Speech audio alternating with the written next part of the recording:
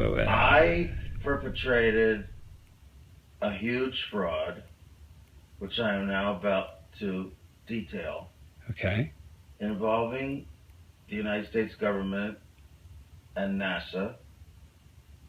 All right. And I'm sure you've heard the rumors. The moon landing hoax? That's right. That the moon landing was fake. The moon landings all were fake. And I was the person who filmed it. You're serious? And okay. I'm serious. I'm dead serious. Because I only have this certain amount of time with you, and I'll talk about whatever you want. This isn't some type of joke or no, it's not film within a film thing. It's not a joke. Nope. Okay. The conspiracy theorists were right on this occasion. Well, if you're telling the truth, why would you do it? Why are you telling me? I mean, what the? Don't you think it's important for people to know the truth? Yeah, yes, certainly. They had a massive fraud, an unparalleled fraud perpetrated against them. They should know. Okay. I mean, they're already suspicious of the government. They may as well have their suspicions confirmed. Okay. And justified. And this, why now? I mean, we're almost at the 30-year anniversary. What took so long? Why, if this is true, why? I won't go into that. It has to do with personal. Okay. Evolution and influences. So what was the? But it was easy for me because, well, first of all, I didn't think a whole lot about the morality of it. As I said, if I had, I might have been more hesitant, more stifled in my work, but I didn't, and I could see that Neil was actually. He was bothered by it. More than Buzz Aldrin or anyone else involved? Yes. Yeah. Okay. Yes. About because in a way, everything was going to center around him.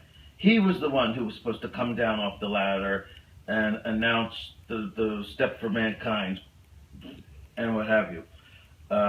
He sensed that this was going to be a life-changing experience for him, and I mean on a major scale. Actually, he was rather tortured by it the rest of his life. Really? I mean, is that why you didn't give interviews? Yes, and in fact, that actually began to affect my own perception of it. Watching what happened to him. Sure. He was depressed. He was drinking heavily, bitter, scared, just phobic, avoiding people.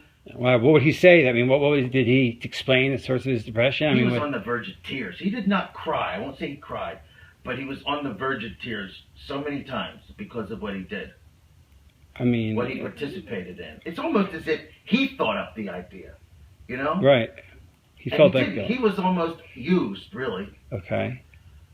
But he's the one who felt the guilt. I'm sure NASA did not feel that much guilt. Okay. So why did Armstrong go? I mean, he was such a moral, principled man. Why would he go on a fake moon mission? I don't believe that. They led him to perform the miracle of going to the moon. And yes, he would be in the saddle. You're saying they sincerely thought that they would really get there within a few years? I believe, yes, they did think so. Although some didn't. There was a difference of opinion. There were some that just believed honestly that we will never be able to get there. There's just no chance. Some people didn't believe that you could go even? Well, Werner von Braun, of course, didn't think so. The director didn't think so. The man was just too brilliant. He knew that we couldn't do it. Did he tell the president we can't go? I mean...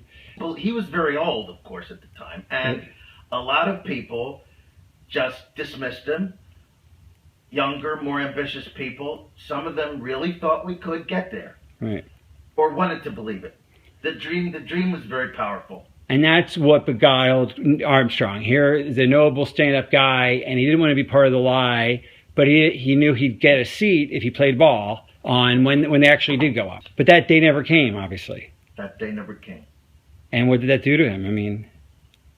It gradually destroyed him, I think.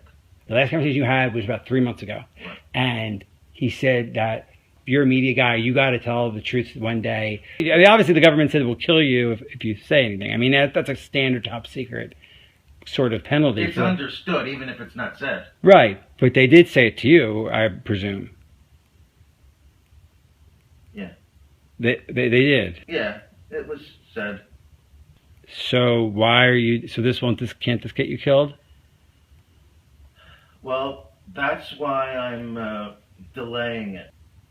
Well, this is not going to be seen until because of our 15 years after my death. So now that's why you have to sign the NDA and all these. Okay. That's right.